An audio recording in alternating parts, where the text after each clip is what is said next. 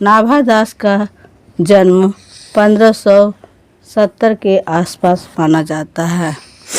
उनका जन्म स्थान राजस्थान में हुआ था। वह शैशव से ही पिता की मृत्यु और अकाल के कारण माता के साथ जयपुर में रहते थे। उनकी शिक्षा दीक्षा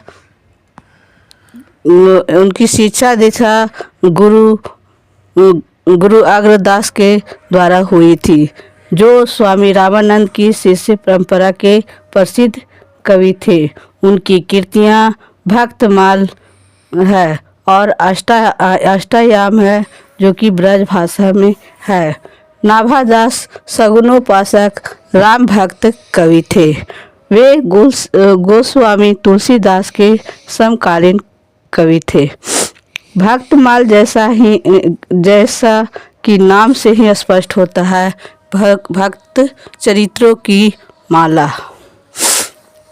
नाभादास संपूर्ण भक्तमाल छापे छंद में निबंध है और एक छंद है जो 6 पंक्तियों का गेय पद होता है।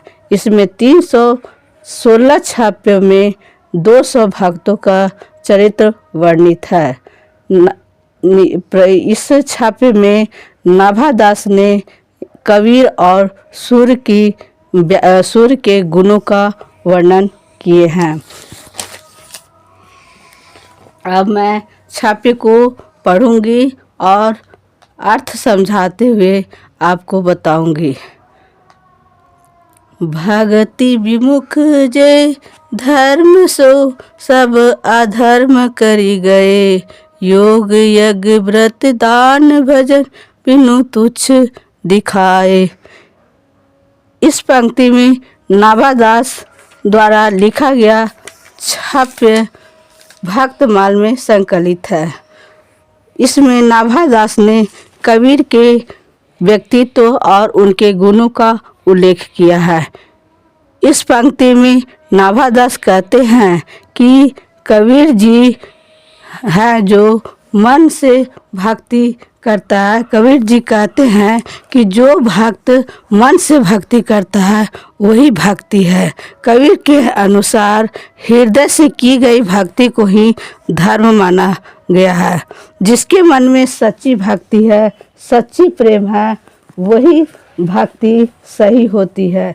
किसी दिखावे की जरूरत नहीं है। जो योग यज्ञ व्रत दान भजन है, इन सभी को कबीर जी ने तुच्छ माना है। उन्होंने कहा है कि यह भक्त सिर्फ दिखावे के लिए भक्ति करते हैं। हिंदू तुरक परमान रमैनी सब दी साखी, पक्षपात नहीं वचन सब ही के हित की भासी। प्रस्तुत पंक्ति में नाभादास ने कबीर के गुणों का बखान करते हुए कहते हैं कि यहाँ कबीर ने कहा है कि हिंदू और मुस्लिम उनके लिए सभी बराबर है। वे किसी में भेदभाव नहीं करते हैं, चाहे वह हिंदू हो या मुस्लिम, वे सभी एक ही हैं। इसलिए कभी भी धर्म के नाम पर भेदभाव नहीं करना चाहिए।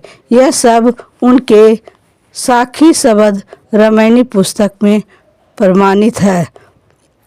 आढ़ुर दशा है जगत पे, मुख देखी नाही बनी, कबीर कानी राखी नहीं, वर्णाश्रम सठ दर्शनी। आढ़ुर मने सवार, दशा है मने दशा होकर, सठ दर्शनी मने भारत के प्रसिद्ध 6 दर्शन। इस पंक्ति को अर्थ को हम लोग इस प्रकार लिख सकते हैं। यह पंक्ति नाभादास द्वारा लिखा गया छाप्य भक्तमाल से संकलित है और इन पंक्तियों में नाभादास ने कबीर के गुणों का बखान करते हुए कहते हैं कि कबीर ने कभी भी मुख देखी बात नहीं करनी चाहिए है। संसार में किसी के साथ पक्षपात नहीं किए हैं। संसार के सभी लोगों को एक ही दशा में सवार होकर मुख देखी बात करते हुए वे देखते हैं। कबीर जी कहते हैं कि कभी भी ऐसा नहीं करना चाहिए जो कि सुनी सुनाई बातों पर विश्वास करे। जो ऐसा सुनी सुनी बातों पर विश्वास करते हैं, कबीर उसे झूठा मानते हैं। कबीर कहते हैं कि मैंने कभी किसी में भेद नहीं किया है, बल्कि जो 4 वर्ण बांटे गए हैं, ब्राह्मण, क्षत्रिय, वैश्य, शूद्र, इन सभी को वे कभी भी अलग नहीं माने हुए, सबको एक जैसा मानते हैं। अब मैं कबीर नाभादास के द्वारा लिखी गई छापी में सूरदास के बारे में जो उन्होंने उनके गुणों का बखान किया है, उन पंक्तियों को पढ़ूंगी। उक्ति चौज अनुप्रास वर्ण अस्थिति अति भारी, वचन प्रीति निर्वाही, अर्थ अद्भुत तुकधारी। युक्ति मने युक्ति, चौज मने चमत्कार और वर्ण मने रंग। इसका अर्थ मैं इस प्रकार लिखने बताऊंगी। इसमें प्रस्तुत पंक्तियां नाभादास द्वारा लिखा गया छाप्य भक्तमाल में संकलित है और इन पंक्तियों में नाभादास ने सूरदास के गुणों का बखान किया है। और इन पंक्तियों में नाभादास जी कहते हैं कि सूरदास की रचनाएं सभी युक्ति और चमत्कार और अनुप्रास वर्ण की स्थिति से भरी हुई है। उनके जो वचन हैं वह प्रेम से भरी है। उनके जो धर्म हैं जो अद्भुत हैं और एक तुकधारी को धारण किए हुए हैं, यानी एक ही स्वरूप में धारण किए हैं। प्रतिबिंबित दिवी दृष्टि हृदय हरि लीला भासी, जन्म कर्म गुण रूप सब ही रसना प्रकाशी। इसमें रसना का मतलब क्या होता है बच्चों? रसना का मतलब जिह्वा होता है। दिवी का मतलब दिव्य। इसमें कवि कहते हैं कि सूरदास जो है वह बचपन से ही अंधे थे और अंधे होने के कारण उन्हें एक दिव्य दृष्टि मिली हुई थी। इस पंक्तियों में नाभादास जी सूरदास के बारे में कहते हैं कि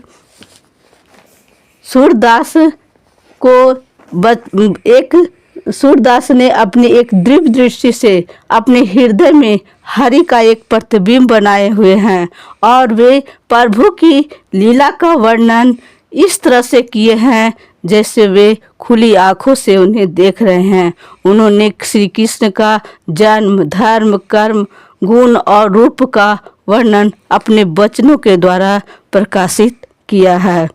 विमल बुद्धि हो तास की जो यह गुण श्रवणी धरे, सुर कवित सुनी कौन कवि जो नाही सिर चरण करे। सिर चरण मने सिर डुलाना, श्रवणी मने कानों में और तासुकी मने उसकी।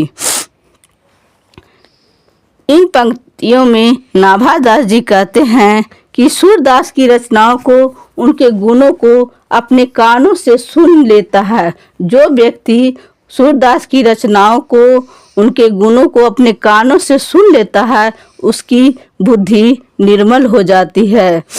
उनकी कविताओं को सुनकर उसको कोई भी उनकी बातों को गलत नहीं कर सकता है। सभी उनकी कविताओं पर हामी भरते हैं और अपना सिर डुलाते हैं। वे कविता सचमुच अद्भुत है और इनमें एक गूढ़ रहस्य छिपा हुआ है। धन्यवाद।